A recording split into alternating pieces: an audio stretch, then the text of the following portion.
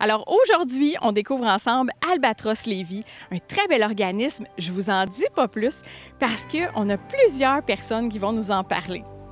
Doucement, tendrement, follement, prends-moi dans tes bras, serre-moi très fort, parle-moi encore, j'ai peur, j'ai mal. Ça va bien avec Diane, à ce que je vois. Oui, ça va très bien. Ça va très bien. Ah oui, vous avez une belle accompagnante. Oui, Je certainement. pense qu'elle donne tout son cœur. Hein? Oui. Son frère des enfants. Mais elle s'occupe bien de vous aussi, Oui. Laura. Encore, hein? Mais oui. Non, ils sont sérieux, là. puis Oui, vous avez des bons c'est enfants. fin. Hein? Vous avez des oui. bons enfants. C'est important, ça. C'est en 90 qu'Albatros a débuté à faire de l'accompagnement auprès des personnes en fin de vie dans la région de Lévis. Albatros Lévis, c'est un organisme reconnu par le Centre intégré de santé et de services sociaux de Chaudière-Appalaches et ça repose entièrement sur des personnes bénévoles. La mission d'Albatros, c'est d'accompagner en toute gratuité des personnes qui sont atteintes de maladies graves en soins de vie, en soins palliatifs, et ce, dès l'annonce du diagnostic. C'est aussi offrir une présence attentive, une écoute bienveillante aux besoins de la personne. On participe aux activités quotidiennes de la personne. Si elle veut prendre une marche, par exemple, on peut faire de la lecture, écouter de la musique avec elle, respecter les silences, lui tenir la main. C'est des choses qu'on fait avec elle aussi. Ça dépend du milieu où on est. Le bénévole qui accompagne la personne malade, pendant ce temps, le proche peut prendre du temps pour lui, peut prendre ses moments de répit pour lui, pour aller se ressourcer, pour faire des activités qui lui font du bien. Et à ce moment-là, quand il revient auprès de la personne malade, bien, il est ressourcé, il est disponible pour la personne malade. La formation, c'est une formation de 36 heures qui est offerte à toute personne qui veut s'outiller, qui veut se préparer à accompagner son proche. La formation est obligatoire pour la personne qui veut accompagner au-delà d'Albatros. Elle peut accompagner dans différents milieux, à domicile, à l'hôpital, en CHSLD, en maison de soins palliatifs ou en résidence personnes âgées. Albatros, je m'accroche à tes ailes. Albatros, laisse-moi m'envoler avec toi au cœur de l'amour. Papa, pourquoi tu as accepté que Mme Diane, bénévole pour Albatros, vienne à domicile nous rendre un petit coup de main? Non, disons que Diane, je n'ai pas un mot à dire de Diane. Ça va très bien, elle est bien gentille. Puis, toujours le beau sourire. Il y a des choses qui se disent, puis il y a des choses qui ne se disent pas. Les choses qui ne se disent pas, je me confie à elle. On jase le soir, elle vient. Puis ça va très bien, on s'entend très bien. On va prendre des marches ensemble. Puis, toujours le beau sourire.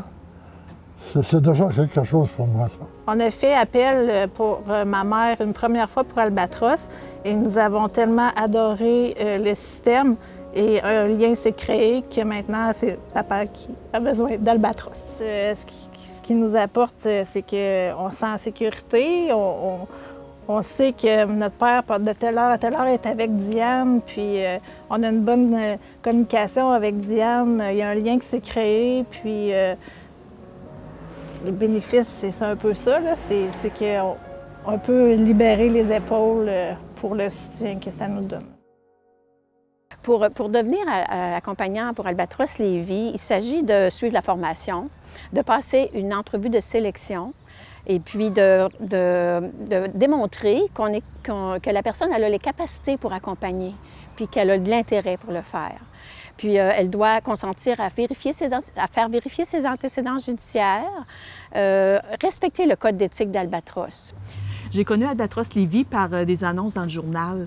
Je voyais souvent l'annonce, je me décidais pas d'appeler, mais à un moment donné, dans le fond, j'ai fait un petit peu d'accompagnement, je dirais, sans vouloir, puis je me posais toujours la question si j'avais bien fait ou pas. Parce que ce qui m'attirait aussi à Albatros, c'est que le fait qu'ils donnaient une formation, je me disais, on n'est pas laissé à nous-mêmes. Fait qu'à quelque part, ils vont nous donner des outils pour être capable d'accompagner les gens là, de façon comme il faut. Là.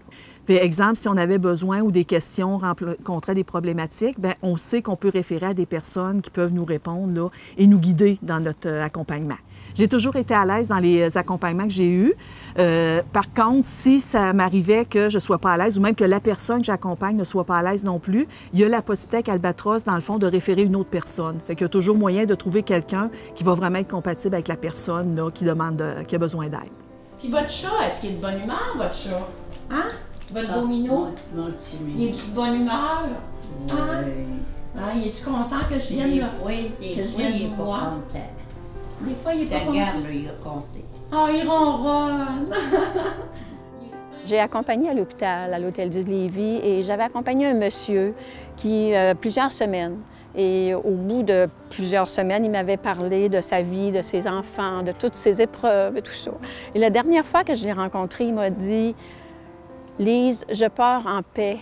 Ça m'a fait du bien de te raconter toute ma vie. Puis j'ai plus de problème, là, je me sens bien. Puis merci, ça a été un cadeau pour moi. Ah, vous avez été un cadeau pour moi. Ça avait été merveilleux d'entendre ça. Et ça m'a donné un sens à mon accompagnement, vraiment. Là, que la personne me dise que j'avais été un cadeau pour elle, de l'avoir écouté, de l'avoir soutenu pendant toutes ces semaines.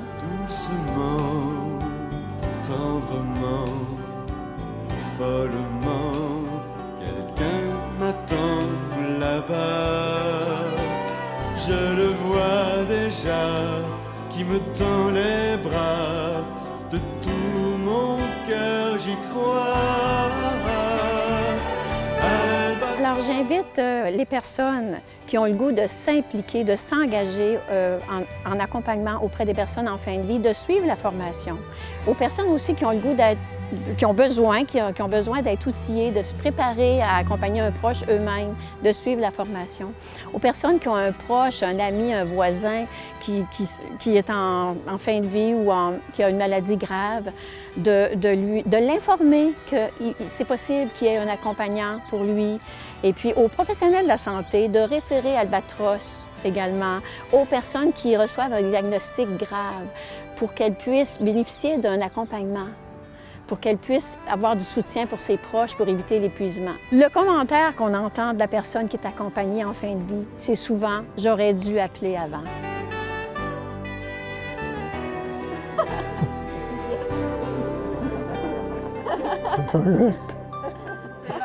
Comment ça, il y a juste vous qui en buvez ici, là? Ouais.